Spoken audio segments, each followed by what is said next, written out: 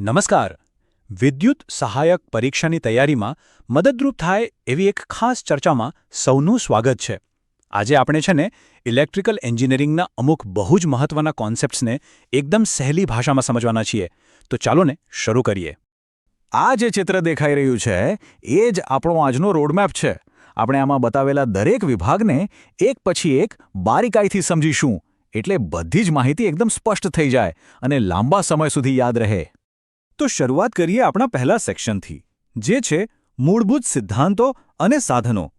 જુઓ, આ એ પાયાની વાતો છે જેના પર આખી ઇલેક્ટ્રિકલ એન્જિનિયરિંગની ઇમારત ઊભી છે, એટલે આને સમજવો તો ખૂબ જ જરૂરી છે. ઓકે, તો સૌથી પહેલી અને સૌથી પાયાની વાત, ઓહમનો નિયમ. આ તો સમજો કે ઇલેક્ટ્રિકલ એન્જિનિયરિંગની એબીસીડી છે. નિયમ શું કહે છે? બહુ સિમ્પલ છે. ધારો કે તાપમાન બદલાતું નથી તો કોઈપણ વાયરમાંથી જે કરંટ પસાર થાય છે ને એ વોલ્ટેજ વધારો તો વધશે અને જો અવરોધ એટલે કે રેઝિસ્ટન્સ વધારો તો ઘટશે. બસ આટલું જ. પણ આ વોલ્ટેજ, કરંટ અને રેઝિસ્ટન્સનો જે સંબંધ છે ને એ સમજવો બહુ જરૂરી છે. હવે એક બહુ જ અગત્યની સાવચેતીની વાત, ખાસ કરીને જ્યારે ઇલેક્ટ્રોલાઇટિક કેપેસિટર સાથે કામ કરતા હોઈએ ત્યારે એને સર્કિટમાં જોડતી વખતે હંમેશા એની પોલારિટી ચેક કરવાની. પ્લસ છેડાને પ્લસ સાથે અને માઇનસને માઇનસ સાથે. જો ભૂલથી પણ કનેક્શન ઊંધું થઈ ગયું તો સમજો કે કેપેસિટર ગરમ થઈને ફાટી પણ શકે છે. એટલે આ બાબતે બિલકુલ સાવધાન રહેવું. સારું, હવે વાત કરીએ યુનિવર્સલ મોટરની. ક્યારે વિચાર્યું છે કે આપણા ઘરમાં જે મિક્સર ગ્રાઇન્ડર, વેક્યુમ ક્લીનર કે પછી પેલું ડ્રિલિંગ મશીન છે એમાં કઈ મોટર વપરાય છે? મોટાભાગના કિસ્સામાં એ યુનિવર્સલ મોટર જ હોય છે. એની સૌથી મોટી ખાસિયત એ છે કે એ એસી અને ડીસી બંને સપ્લાય પર કામ કરી શકે છે, અને એટલે જ એ આટલી બધી જગ્યાએ વપરાય છે. ચાલો હવે આગળ વધીએ આપણા બીજા વિભાગ તરફ. અહીં આપણે કેટલાક બહુ જ કામના ફોર્મ્યુલા એટલે કે ગાણિતિક સૂત્રો પર નજર નાખીશું. આ એવા સૂત્રો છે જે પરીક્ષામાં તો પૂછાય જ છે, પણ ફિલ્ડમાં કામ કરતી વખતે પણ એટલા જ ઉપયોગી સાબિત થાય છે. એક સવાલ જે મોટાભાગે સામે આવતો હોય છે કે ટ્રાન્સફોર્મરમાં જે કોપર લોસ થાય છે એની ગણતરી કઈ રીતે કરવી? ચાલો એનું સૂત્ર જોઈએ. અને જવાબ છે I²R, એટલે કે I²R. આનો સીધો મતલબ એ થાય કે કરંટના વર્ગના પ્રમાણમાં એનર્જી લોસ વધે છે. એટલે કે જો કરંટને બમણું કરવામાં આવે તો કોપર લોસ સીધો 4 ગણો થઈ જશે. આ જ કારણ છે કે ટ્રાન્સફોર્મરની કાર્યક્ષમતા જાળવી રાખવા માટે કરંટનું નિયંત્રણ બહુ જ મહત્વનું છે. ચાલો એક બીજી પ્રેક્ટિકલ ગણતરી પર ધ્યાન આપીએ. માની લો કે આપણી પાસે કોઈ બેટરી છે, તો એ કઈ રીતે ખબર પડે કે એ કેટલો સમય બેકઅપ આપશે? ચાલો એ શોધવાની રીત શીખીએ.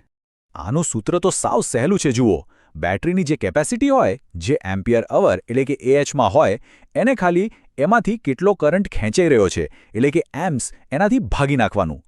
દાખલા તરીકે માની લો કે 100 AHની બેટરી છે અને લોડ 10 એમ્પિયરનો છે, તો સીધો હિસાબ છે 100/10 એટલે કે 10 કલાક બેટરી ચાલશે.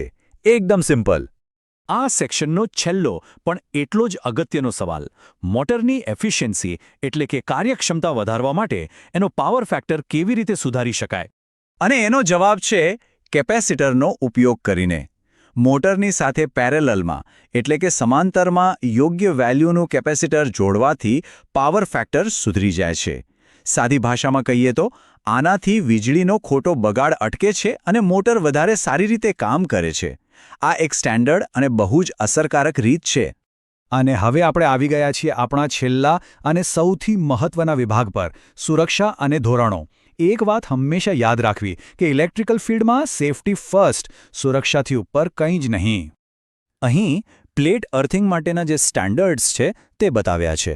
જુઓ, ભલે પ્લેટ કોપરની હોય કે ગેલ્વેનાઇઝ્ડ આયન એટલે કે GIની, એની સાઇઝ તો 600x600 મિલીમીટર જ રહેશે.